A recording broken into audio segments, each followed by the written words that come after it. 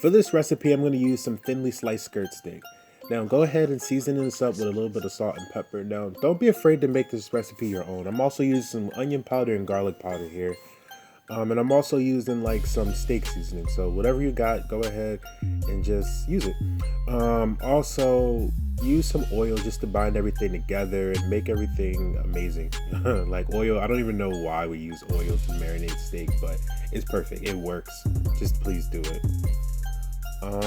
Yeah, I'm using skirt steak just because it's a little bit cheaper, but it's great for steak. It really is. Now we're gonna get a pan nice and hot with some oil. Then we're gonna add our skirt steak to it. Now this might seem like a lot of oil for the steak, but trust me, it's not. Like I used a lot of steak, like a whole lot of steak, because I made a whole lot of tacos.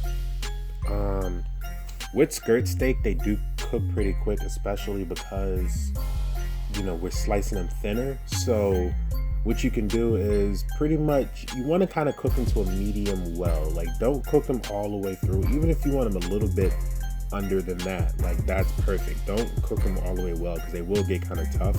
Skirt steak is not the best cut of meat, so it's kind of best to keep it at like a medium well. Don't do it all the way well. Oh man, it smells amazing. Like it really does.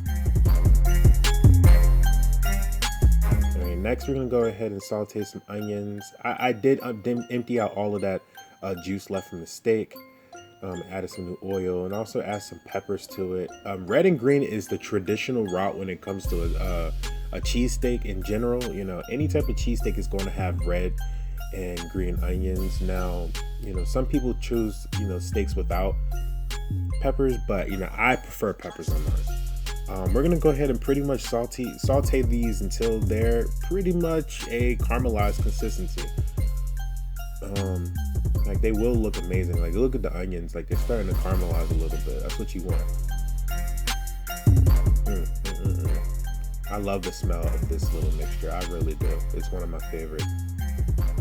Now we're gonna go ahead and start off with a little bit of banana peppers for our little banana pepper salsa. Go ahead and add that to a food processor. Now I want anybody who has anything to say about my damn food processor to shut the hell up, because we're gonna go ahead and add some cilantro to this now. I just thought of this off the fly. Like this little banana pepper idea I had, it definitely was something. Oh, also add some crushed red peppers to it too. But yeah, this was something that I had just on the fly. I was like, this might be a really good topping.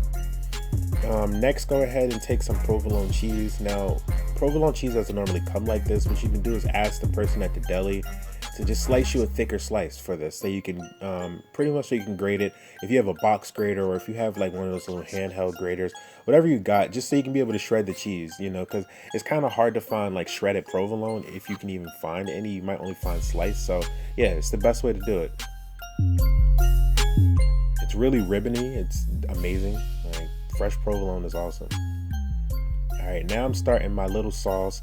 This is crazy because all it is mayo and ketchup, but it works. Like this is what's on a cheesesteak anyway, so this is what works. Like this little, I like to make it seem like it's fancy and call it a tomato aioli, but it's really just ketchup and mayonnaise. But it's amazing. Like this is really amazing. I once heard of a person who dipped their fries in this kind of crap, and I was like, that's weird, but it tastes okay. Like again, I'm also adding a little bit of cayenne pepper just to give it a little bit of a zing, like a little pop. But yeah.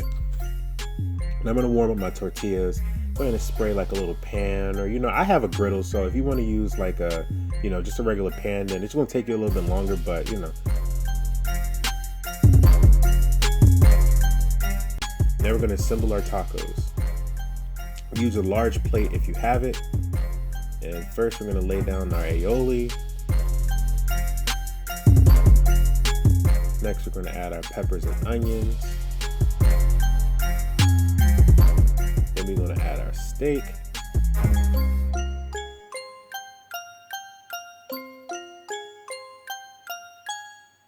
Then we're going to add our provolone cheese. Now you can go heavy or light on this. It is a cheese steak, so don't just make it just a steak fajita. Now we're going to add our banana pepper salsa. And there we go. Philly cheesesteak tacos.